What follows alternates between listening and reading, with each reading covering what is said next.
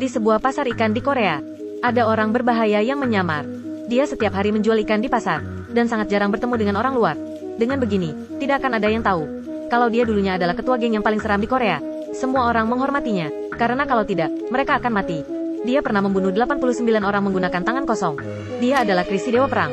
Karena Chris mencintai istrinya, dia pensiun dan berjualan ikan di pasar. Dia sudah tidak galak seperti dulu. Setiap bertemu orang dia akan menyapa. Sekalipun mobilnya ditabrak, dia akan meminta uang ganti rugi dengan sopan. Tak disangka supir ini malah melempar uangnya. Chris sampai terkejut dan memungut uang itu. Saat ini, istrinya datang, lalu memarahi supir itu. Dia bilang dia ingin melapor polisi. Bos yang duduk di belakang panik, karena di dalam mobil mereka ada wanita yang pingsan.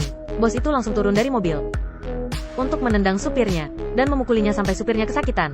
Lalu dia menarik supirnya keluar. Kemudian dia menamparnya. Ketika Chris kebingungan ketika melihat ini. Selanjutnya, bos itu langsung minta maaf kepada Chris. Ketika melihat orang itu sangat brutal, dia tidak menanyakan lebih lanjut. Awalnya dia kira itu hanyalah kecelakaan biasa, tapi tidak disangka, ini adalah awal dari mimpi buruk. Keesokan harinya, Chris bekerja seperti biasa. Setelah sibuk seharian, istrinya bertanya kapan dia pulang melalui SMS. Chris memberitahu istrinya, setelah dia melewati jembatan dia akan sampai di rumah. Tak lama kemudian ada suara ketukan pintu. Sayang, istrinya merasa ada yang aneh. Dia melihat dari lubang. Di depan ada pria memakai jaket hitam. Istrinya takut dan langsung mundur. Pria itu masuk ke dalam rumah. Istrinya kabur ke dalam kamar lalu mengunci pintu. Dia ingin minta tolong kepada Chris. Pria itu memecahkan jendela lalu masuk ke dalam kamar. Dia langsung menangkap istri Chris yang bernama Luna, lalu menggunakan obat bius untuk membuatnya pingsan. Dan pelaku penangkapan ini adalah bos dari kecelakaan mobil yang kemarin. Dia adalah Kevin. Dia mempunyai hobi yang buruk. Dia suka menculik istri orang lain, lalu menjualnya. Kalau misalnya cantik, dia akan langsung menjualnya ke luar negeri. Kalau misalnya ada yang kurang cantik, ada yang dioperasi lalu dijual ke luar negeri. Kalau operasinya gagal, organnya akan dijual. Sedangkan Chris, dia berada di jalanan, dan jalanannya macet. Karena ada mobil yang menghalanginya. Orang itu membuat Chris curiga, karena gerak-gerik orang itu aneh.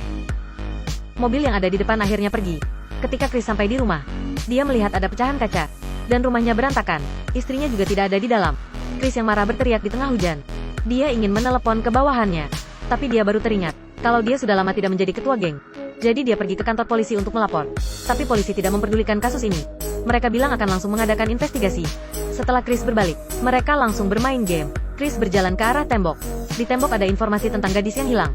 Ini adalah wanita yang menghilang sejak 5-6 tahun yang lalu, dan sampai sekarang belum ketemu. Kalau berharap kepada polisi itu tidak akan ada hasilnya. Jadi dia ingin menginvestigasinya sendiri. Ketika Chris baru keluar dari kantor polisi, ada nomor telepon asing yang meneleponnya. Itu adalah Kevin. Dia mengancam Chris, lebih baik jangan melapor polisi.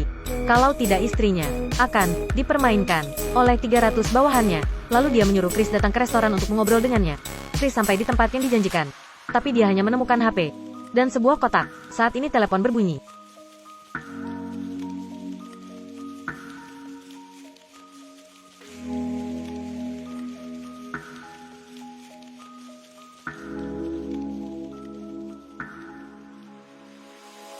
Chris mengangkat teleponnya. Kevin menyuruhnya mengambil kotak itu.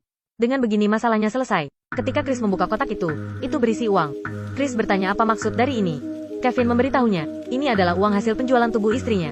Tak peduli, Chris mengambilnya atau tidak. Kevin sudah menanggap Luna sebagai barang. Ketika mendengar istrinya akan dijual, Chris sangat marah. Dia membawa uang itu ke kantor polisi, supaya polisi bisa mengecek sidik jari yang ada di sana. Tapi tak disangka, polisi tetap mengulur waktu, dan menyuruh Chris pulang untuk menunggu informasi. Chris tidak mau hanya menunggu. Temannya memberinya sebuah ide. Dia menyuruh Chris mencari David. Katanya, tidak ada orang yang tidak bisa David temukan. Siapapun pasti akan ketemu. Tapi karena efektivitasnya tinggi, biayanya juga sangat mahal. Karena Chris tidak punya uang, dia mau tak mau mencari orang yang memiliki utang dengannya.